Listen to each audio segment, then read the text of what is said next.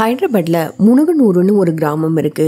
அந்த கிராமத்துல 40 வயசான ஸ்ரீனிவாஸ் ரெட்டின்ற நபர் அவரோட மனைவி ரஜிதா கூடயும் அவரோட பொண்ணு கீர்த்தி ரெட்டி கூடயும் வாழ்ந்துட்டு வந்திருக்காரு. இந்த ஸ்ரீனிவாஸ் ஒரு லாரி டிரைவர். அடிக்கடி மாச கணக்குல வெளியூருக்கு லாரி ஓட்டிட்டும் போயிடுவாரு.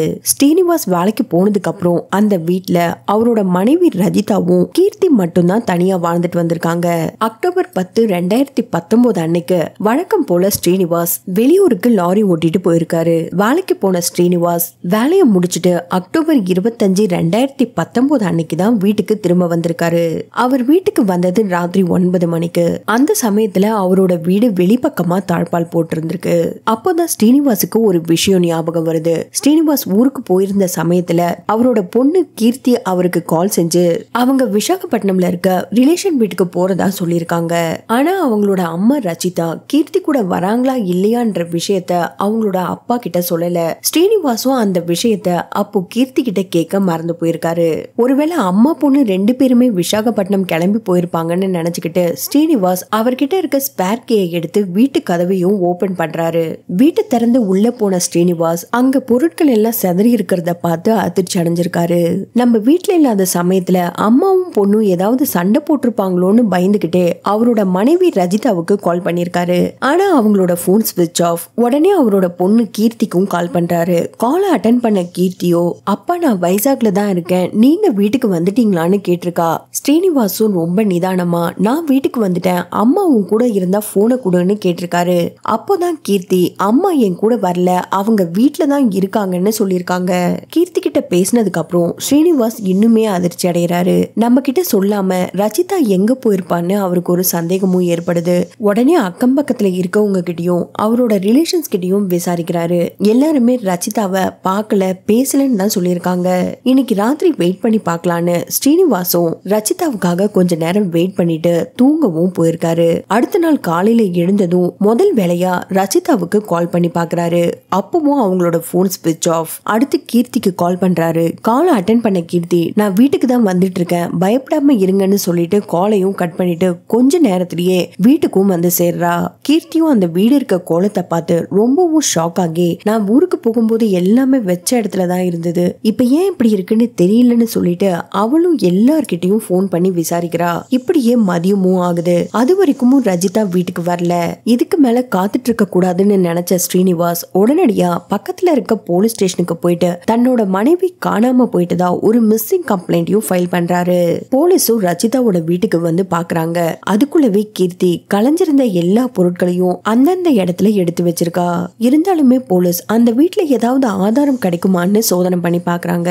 அப்படி செக் பண்ணிட்டு இருக்கும்போது கிச்சன்ல ஒரு மூலையில 3 மது பாட்டில் இருக்கிறதையும் கவனிக்கிறாரு. போலீஸ் ஸ்ரீனிவாஸ் கிட்ட நீங்க தான் குடிச்சிட்டு பாட்டில கிச்சன்ல வச்சீங்களான்னு கேக்குறாங்க. ஸ்ரீனிவாசும் எனக்கு குடிக்கிற பழக்கம் இருக்கு, ஆனா என்னைக்கும் நான் வீட்டுக்கு எடுத்துட்டு வந்து குடிச்சதே கிடையாதுன்னு சொல்லியிருக்காரு. அப்போ இந்த பாட்டில் எல்லாம் நீங்க பயன்படுத்தலனா இந்த வீட்ல மிச்சம் இருக்கிறது உங்க மனைவியும் மகளும் தான், இவங்க 2 பேர்ல யாராவது குடிப்பாங்களான்னு கேட்டிருக்காங்க. ஸ்ரீனிவாசா அவங்க 2 பேருக்கும் இந்த பழக்கமே கிடையாதுன்னு சொன்னதும் போலீஸ் அங்க இருந்த 3 பாட்டிலையும் எவிடன்ஸா கலெக்ட் பண்ணிட்டு போறாங்க. ஸ்ரீனிவாஸ்க்கும் ரச்சிதாவுக்கும் குடும்ப பிரச்சனை ஏதாவது இருந்ததான்னு தெரிஞ்சுக்கிறதுக்காக போலீஸ் தரப்புல அக்கம் பக்கத்துலயும் அவங்களோட ரிலேஷன்ஸ் கிட்டயும் விசாரிக்கிறாங்க. போலீஸ் விசாரிச்சதுல கணவன் மனைவி 2 பேருக்குள்ளயும் எந்த ஒரு சண்டை சச்சரவும் இல்லைன்னு தெரிய வருது. அடுத்துதான் அவங்களோட பொண்ணு கீர்த்தி ரெட்டிய விசாரிக்கிறாங்க. கீர்த்தி ரெட்டியோ அப்பா அம்மாக்கெல்லாம் பெருசா எந்த சண்டையும் வராதுன்னு சொல்லியிருக்கா. ஒரு மனைவி காணாம போயிட்டாங்கன்னா போலீஸுக்கு முதல்ல சந்தேகம் ஏற்படுறதே அவங்களோட கணவர் மேலதான். இந்த கேஸ்லயும் போலீஸ் முதல்ல ஸ்ரீனிவாஸ் ரெட்டிய தான் சந்தேகப்பட்டாங்க. திரும்ப திரும்ப ஸ்ரீனிவாஸ் கிட்ட விசாரிக்கிறாங்க. ஸ்ரீனிவாசோ நான் 15 நாளா இந்த ஊர்லயே இல்ல, வடநாட்டுக்கு போயிட்டேன், வேணும்னா அதுக்கான ஆதாரங்கள் எல்லாத்தையுமே உங்களுக்கு காட்டுறேன்னு சொல்லியிருக்காரு. போலீஸ் தரப்புலயும் ஸ்ரீனிவாஸ் உண்மையதான் சொல்றாரான்னு வெரிஃபிகேஷன் பண்றாங்க. போலீஸ் செக் பண்ணதுல ஸ்ரீனிவாஸ் சொன்னது எல்லாமே உண்மைதான்னு தெரிய வருது. அடுத்ததான் அந்த வீட்ல இருக்கிறது கீர்த்தி. கீர்த்திக்கு வயசு 19. அதோட செகண்ட் இயர் டிகிரி படிச்சிட்டு இருக்கா.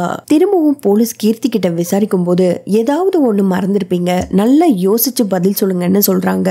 கீர்த்தி கொஞ்சம் யோசிச்சு பார்த்துட்டு கொஞ்ச நாட்களுக்கு முன்னாடி என்னோட அம்மாவுக்கும் அப்பாவுக்கும் சின்னதா ஒரு சண்டை நடந்தது, எனக்கிடவோ என்னோட அப்பா மேலதான் சந்தேகமா இருக்குன்னு சொல்லியிருக்கா. கீர்த்தி சொன்னதுக்கு அப்புறம் திரும்பவும் போலீஸோட பார்வை ஸ்ரீனிவாஸ் மேலேயே திரும்புது. அவரை எப்படி விசாரிச்சாலும் சொன்ன விஷயத்தை தான் சொல்லிட்டு இருந்திருக்காரு. போலீஸும் ஸ்ரீனிவாச பத்தி பல ஆங்கிள் விசாரிச்சாலும் 15 நாளா அவர் ஊர்லயே இல்லைன்ற விஷயம் தான் கன்ஃபார்ம் ஆச்சே தவிர அவருக்கு எதிராக எந்த ஒரு ஆதாரமும் போலீஸுக்கு கிடைக்கல. இந்த விசாரணை எல்லாம் ஒரு பக்கம் போயிட்டு இருந்த சமயத்துலதான் ஹைதராபாத் ரயில்வே போலீஸ் கிட்ட இருந்து ஒரு தகவல் கிடைக்குது.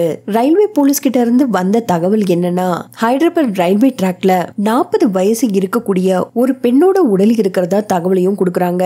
போலீஸ் உடனே ஸ்ரீனிவாஸ்க்கும் கீர்த்திக்கும் தகவலை சொல்லிட்டு அவங்களும் சம்பவ இடத்துக்கு போயிருக்காங்க. அந்த பெண் போட்டிருந்த டிரெஸ் எல்லாத்தையும் வச்சு ஸ்ரீனிவாஸ் அழுதுகிட்டே இது என்னோட மனைவி ரச்சிதா தான்னு சொல்லியிருக்காரு. போலீஸ் அந்த உடலை மீட்டு பிரேத பரிசோதனைக்காக மருத்துவமனைக்கும் அனுப்பி வைக்கிறாங்க. ரச்சிதாவோட உடல் ரயில்வே ட்ராக்ல இருந்ததுனால போலீஸும் ரச்சிதாவே இந்த விபரீதமான முடிவை எடுத்திருப்பாங்கன்னு நினைச்சாங்க. இந்த சமயத்துலதான் போலீஸ் கைக்கு போஸ்ட்மார்ட்டம் ரிப்போர்ட்டும் கிடைக்குது. அந்த ரிப்போர்ட்டை பார்க்கும்போது போலீஸுக்கு ஒரே ஷாக். ஏன்னா ரச்சிதாவே இந்த விபரீதமான முடிவை எடுத்திருப்பாங்கன்னு போலீஸ் நினைச்சாங்க. ஆனா போஸ்ட்மார்ட்டம் ரிப்போர்ட்லயோ ரச்சிதா ட்ரெயின்ல அடிபட்டு இறந்து போகல, அதுக்கு முன்னாடியே அவங்களோட கழுத்தை நெரிச்சு யாரோ கொலை பண்ணிட்டு அதுக்கப்புறம் தான் ட்ராக்ல எடுத்துட்டு வந்து போட்டிருக்காங்கன்னு ரிப்போர்ட்ல தெளிவா குறிப்பிட்டிருக்காங்க. இந்த ரிப்போர்ட்டை பார்த்ததும் திரும்பவும் போலீஸ் ஸ்ரீனிவாஸ் மேல சந்தேகப்பட்டு அவரை ஸ்டேஷனுக்கு கூட்டிட்டு வந்து அவங்க ஸ்டைல்ல விசாரிச்சு பாக்குறாங்க. ஸ்ரீனிவாஸ் ஆரம்பத்துல இருந்து என்ன சொல்லிட்டு இருக்காரோ அதே விஷயத்தை தான் சொல்லியிருக்காரு. அதோட போலீஸ் விசாரிச்ச வரைக்கும் 15 நாள் ஸ்ரீனிவாஸ் நார்த் இந்தியால தான் இருந்தாருன்னு கன்ஃபார்ம் ஆகிடுச்சு. ஆனா போஸ்ட்மார்ட்டம் ரிப்போர்ட்ல ரச்சிதா இறந்து போனது அக்டோபர் 18 குறிப்பிட்டிருக்காங்க. இந்த டேட்ல எல்லாம் ஸ்ரீனிவாஸ் வெளியூர்ல தான் இருந்திருக்காரு. அப்போ யாருதான் ரச்சிதாவை கொலை பண்ணிருப்பாங்கன்னு போலீஸுக்கு இன்னமும் டென்ஷன் அதிகரிச்சுட்டே இருந்தது. ஸ்ரீனிவாஸ் ஊருக்கு போனதுக்கு அப்புறம் ரச்சிதா கூட இருந்தது கீர்த்திய நம்ம ஸ்டைல்ல விசாரிச்சு பார்க்கலான்னு போலீஸ் அவளை வர வச்சு அவங்க ஸ்டைல்ல விசாரிக்கிறாங்க. ஒரு கட்டத்துக்கு மேல போலீஸோட விசாரணையை தாங்க முடியாத கீர்த்தி தன்னோட அம்மாவை தான் கொலை பண்ணதா ஒத்துக்கிட்டும் இருக்கா. கீர்த்தி டிகிரி செகண்ட் இயர் படிச்சுட்டு இருந்திருக்கா. காலேஜ்ல இவளோட சீனியர் பால்ரெட்டின்ற பையன் கூட இவளுக்கு ஃப்ரெண்ட்ஷிப் ஏற்பட்டிருக்கு. வீட்டுக்கு ஒரே பொண்ணுன்றதுனால ஸ்ரீனிவாசும் ரச்சிதாவும் கீர்த்தியை ரொம்ப செல்லமா வளர்த்திருக்காங்க. முதல்ல கீர்த்தியும் பால்ரெட்டியும் ஃப்ரெண்ட்ஷிப்பா பழகிருந்தாலும் நாட்கள் ஆக ஆக 2 பேரும் காதலிக்கவும் ஆரம்பிச்சிருக்காங்க. அது ஒரு கட்டத்துக்கு மேல எல்லாம் மீறி போய் ஒன்னாவும் இருந்திருக்காங்க. இதெல்லாம் நடக்கும்போது கீர்த்திக்கு 17 வயசு தான் ஆகிருக்கு. 2 பேரும் தவறான உறவுல இருந்ததுனால கீர்த்தி கர்ப்பமாகிருக்கா. தான் மாசமா இருக்க விஷயத்த யாருக்கும் சொல்லாம கீர்த்தி மறைச்சிருக்கா. ஆனா ரச்சிதா தான் பொண்ணோட மாறுதலை உணர ஆரம்பிச்சாங்க. அதுலயும் முக்கியமா கீர்த்திக்கு 4 மாசமா மாதவிடாய் சுழற்சி சரியான முறையில ஏற்படலையோன்னு சந்தேகப்பட்டாங்க. உடனே கீர்த்திய கூட்டிட்டு போய் ஒரு டாக்டர் கிட்டையும் காமிக்கிறாங்க. அப்போதான் கீர்த்தி 4 மாசம் கர்ப்பமா இருக்க விஷயம் ஸ்ரீனிவாஸ்க்கும் ரச்சிதாவுக்கும் தெரிய வந்து ரொம்பவே அதிர்ச்சி அடைகிறாங்க. இதுக்கு காரணமான பால்ரெட்டியோட பேரண்ட்ஸ் வீட்டுக்கு வர வச்சு பேசியிருக்காங்க. அதனால கீர்த்தி மேஜர் ஆனதுக்கு அப்புறம் பால்ரெட்டிக்கும் கீர்த்திக்கும் திருமணம் செஞ்சு வைக்கலான்னு 2 குடும்பத்தாரும் முடிவு பண்றாங்க. 1 வருஷம் கழிச்சுதான் கல்யாணம்னா அப்போதைக்கு அந்த குழந்தை வேண்டான்னு எல்லாருமா சேர்ந்து முடிவெடுக்கிறாங்க. குழந்தை வேண்டான்னு முடிவெடுத்ததுக்கு அப்புறம் கீர்த்தி என்ன பண்ணிருக்கானா, அவ வீட்டுக்கு பக்கத்துல இருக்க சசின்ற நபரோட உதவியை கேட்டிருக்கா. ஏன்னா அவனுக்கு நிறைய ஹாஸ்பிட்டல் எல்லாம் தெரியும்ன்றதுனால அவன்கிட்ட உதவி கேட்டிருக்கா. சசி அவனுக்கு தெரிஞ்ச ஒரு ஹாஸ்பிட்டலுக்கு கீர்த்திய கூட்டிட்டு போயிட்டு 2 பேரும் கணவன் மனைவின்னு போய் சொல்லி எல்லா வேலையும் முடிச்சிருக்காங்க. ஆனா இங்கதான் சசிகுமார் அவனோட புத்திய காமிச்சிருக்கான். கீர்த்திய அவன் ஹாஸ்பிட்டலுக்கு கூட்டிட்டு போனது, அவ டாக்டரை பார்த்தது, எல்லா விஷயத்தையும் போட்டோ வீடியோவா எடுத்து கீர்த்தி கிட்ட 10 லட்சம் பணம் வேணும்னு கேட்டு மிரட்டியிருக்கான். இந்த கீர்த்தியும் பயங்கரமான ஆள் தான். ஒரு பக்கம் பால்ரெட்டிய காதலிச்சுக்கிட்டு இன்னொரு பக்கம் இந்த சசிகுமார் கூடயும் பழகிட்டு இருந்திருக்கா. வீட்டுல யாரும் இல்லாத சமயத்துல சசிகுமார அவளோட வீட்டுக்கு வர வச்சு அவன் கூடவும் தவறான முறையில உல்லாசமா இருந்துட்டு இருந்திருக்கா.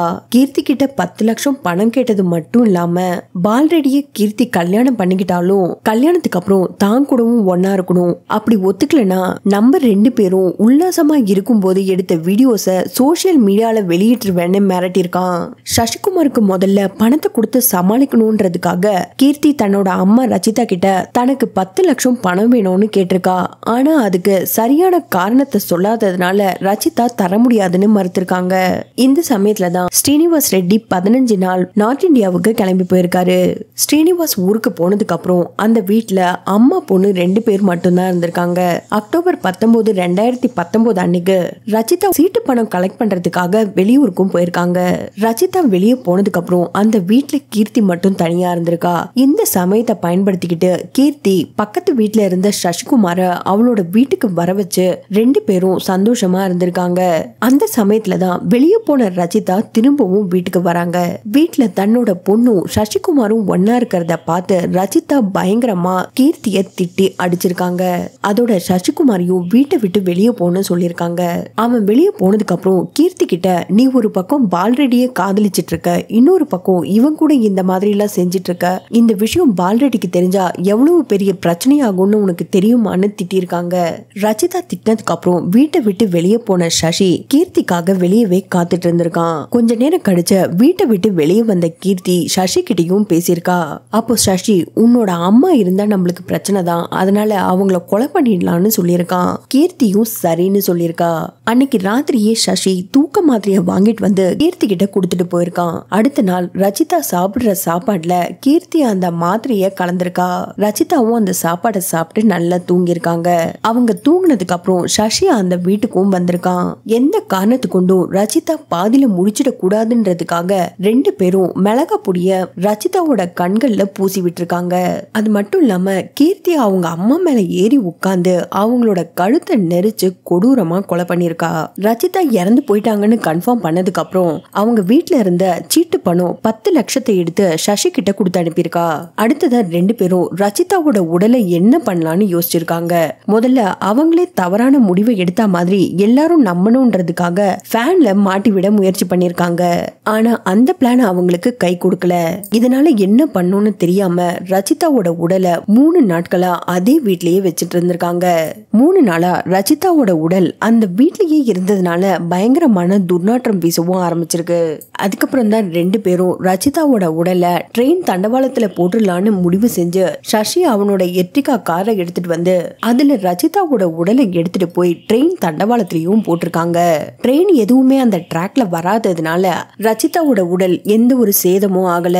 ரயில்வே போலீஸ் ட்ராக்ல அந்த உடல் இருக்கிறத கண்டுபிடிச்சு போலீஸுக்கும் தகவல் கொடுத்திருக்காங்க. ரயில்வே ட்ராக்ல போட்டதுக்கு அப்புறம் அவளோட வீட்டுக்கு போகாம அவளோட காதலன் பால்ரெடி வீட்டுக்கு போயிருக்கா. அம்மாக்கு உடம்பு சரியில்லை, அப்பா அவங்கள ஹாஸ்பிட்டல் கூட்டிட்டு போயிருக்காரு, அதனாலதான் நான் இங்க வந்தேன், கொஞ்ச நாள் தங்கிட்டு போறேன்னு பால்ரெடியோட பேரண்ட்ஸ் கிட்டயும் சொல்லியிருக்கா. 2 நாட்கள் அவங்க வீட்டுல தங்கி இருந்துட்டு ஸ்ரீனிவாஸ் ஊர்ல இருந்து வந்ததுக்கு அப்புறம் தான் அவங்க வீட்டுக்கு போயிருக்கா. கீர்த்தி சொன்னதை வச்சு சசியையும் போலீஸ் கைது செய்யறாங்க. அவளோட காலேஜ் காதலன் பால்ரெடியையும் போலீஸ் கைது செஞ்சிருக்காங்க. அதுக்கு காரணம் கீர்த்தி மைனரா இருக்கும் போதே அவ கர்ப்பமானதுதான் அதுக்கு காரணம். அதனாலதான் பால்ரெடிய போக்சோ சட்டத்தின் கீழ கைது செஞ்சிருக்காங்க. இந்த கேஸ் இன்னும் நடந்துட்டு தான் இருக்கு. 3 பேரும் ஜெயில கம்பி எண்ணிட்டு இருக்காங்க. நீங்க இந்த கேஸை பத்தி என்ன நினைக்கிறீங்கன்னு மறக்காம கமெண்ட் பண்ணுங்க. மறுபடியும் வேற ஒரு கேஸ்ல உங்களை சந்திக்கிறேன். தேங்க்ஸ் ஃபார் வாட்சிங் ஃப்ரெண்ட்ஸ்.